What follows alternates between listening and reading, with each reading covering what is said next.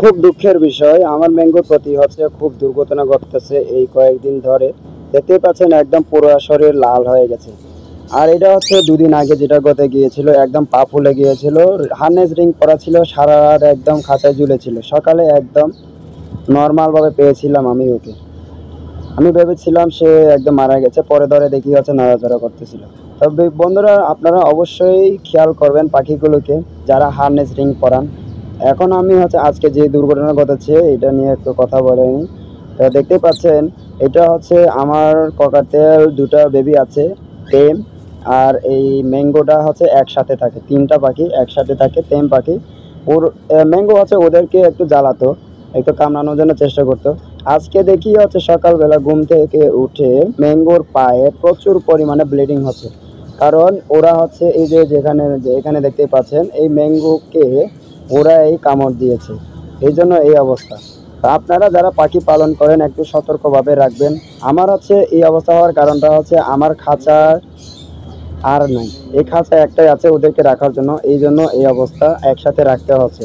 এই যে দেখতে পাচ্ছেন দুদিন আগে যে ঘটনাটা ঘটে গিয়েছিল, হার্নেস রিংটা ঝুলে যাওয়ার পর, খাঁচায় ঝুলে এক রাত ঝুলে থাকার পরে হচ্ছে এই অবস্থা, পাটা ফুলে গিয়েছে। ও তো হচ্ছে খাবার দাবার পর্যন্ত ছেড়ে দিয়েছিল, আমি হ্যান্ড ফিড করে রেখেছিলাম।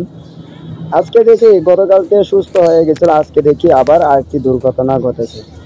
তো আসলে এইটা হচ্ছে পাখি হোক মানুষ যেটাই হোক, একটু বিপদ আসলে এমনই হয়।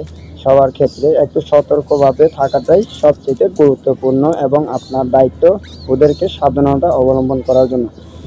হার্নেস যারা পরান, হার্নেস রিং যারা পরান, আপনারা খাঁচার মধ্যে যেন হচ্ছে খাঁচার মধ্যে আটকায় যায় এমন অবস্থা যেন না থাকে খাঁচাগুলো।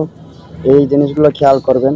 আমার পাখিগুলো অবস্থা দেখেন, এটা দেখলে আপনারা বুঝতে পারবেন যারা পাখি প্রেমী আছেন। আমি খাঁচাগুলো সবগুলো ঠিক করে দিয়েছি, পরে আশা করি এমন কিছু হবে না।